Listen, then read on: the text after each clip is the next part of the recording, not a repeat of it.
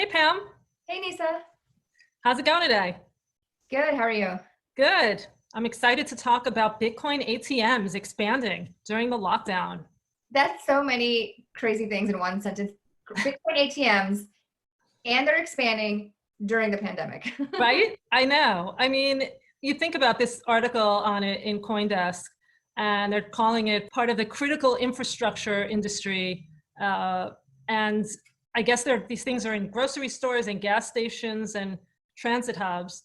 And they are seeing, like, in the first 3 weeks of March, like a surge of 70% usage for people like going either to deposit or withdraw Bitcoin or other crypto. And they're not worrying about these germs. What do you think?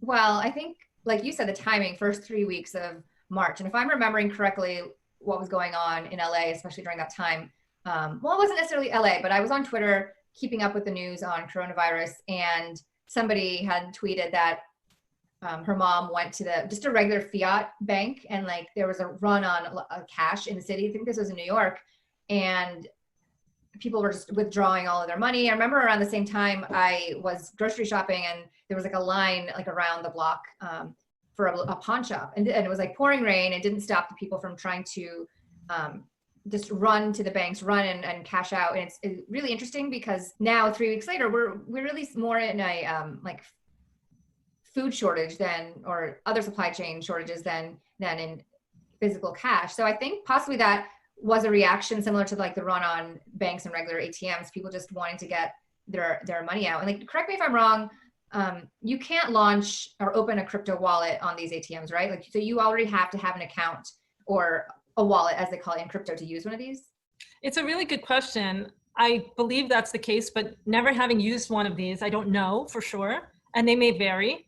There's a number of different operators. And I guess, the ones running the software and then the ones owning the machines are different entities. But I would think that it would be hard to identify on one of these machines. So Right. And yeah, and ATMs in general, little kiosks aren't exactly the most secure places. You always have to watch who's like waiting around the corner. But going back to the dates, it's really interesting. The article says that April 15th was actually one of the highest volume crypto ATM days. And that's, of course, in the US, the day that many taxpayers received their stimulus money. So that's really interesting too, because I have seen a lot on Twitter, people joking, or maybe they were serious, I have no idea, that they were going to be spending their stimulus money on Bitcoin and crypto. And it seems to have, certainly by these indications and correlations, have been the case. yeah, and then there are other statistics like Coinbase saying that they had twice as many new open accounts from new users than they normally do. And that the Google searches for Bitcoin and crypto are up like 70%. And so I think it's really Bitcoin's time, and more people are realizing that now, especially with the germs that exist on physical cash and not wanting to transact in physical cash. And also what's played out with our federal government printing money with quantitative easing, that they're realizing that this is quantitative hardening, that Bitcoin has a fixed supply that's about to go into the halving in a few weeks, and it's a scarce asset, and people want to own it. What's happened now is the price in the past few days has run up. So it's caught up to all these new entrants into the market. So it does make a lot of sense that, that maybe these operators of these ATMs are sitting around with little else to do right now, and this is happening. So they're converting over to crypto. It's really interesting. Yeah, and I think it just speaks to the point, like you said, it's Bitcoin's moment. It's the moment for a lot of these cryptocurrencies.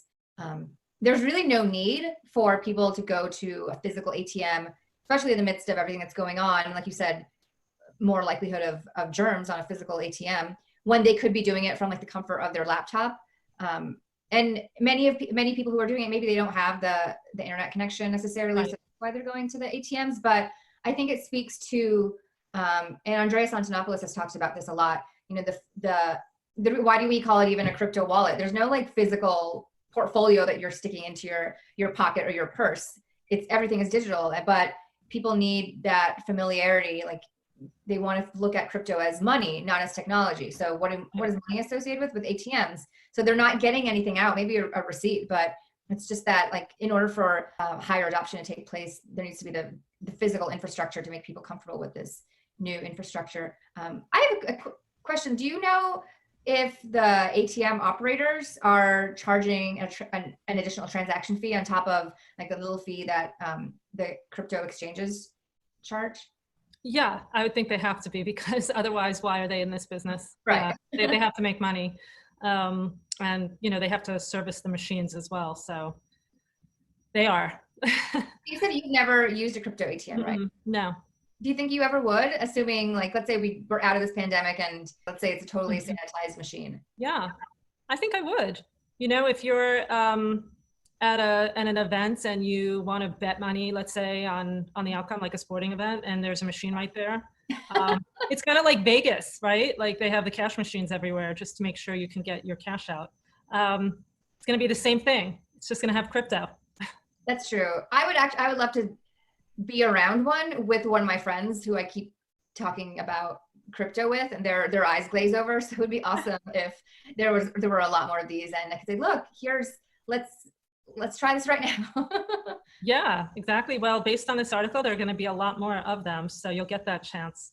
Yeah, and I wonder, like, just occurred to me, like, you know how Square has those like point of sale machines, like you can just put it onto your iPad, right? I mean, I wonder if there's something like that for crypto where people become their own points of sale and they can teach their friends about. Well, Square has the Cash app.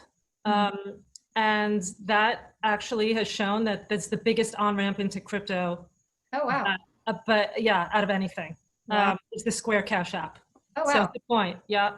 Are you on Cash App? No, but a lot of people do use it. So I'm not either, but I feel like in the last few weeks, all I can see is Cash App everywhere. And a lot of people who are, a lot of like Twitter philanthropists or influencers have been giving out like rent relief checks that I've seen a lot, and it's all through Cash App. So it's really, really interesting. Yeah, in fact, Jack Dorsey, who owns it, gave away, I think, a lot of money that way too. So we love Jack Dorsey. Yeah, and giving away cash in any form is a great on-ramp to newer technologies. Yeah, so tell us what you think. Would you use a crypto ATM? Let us know.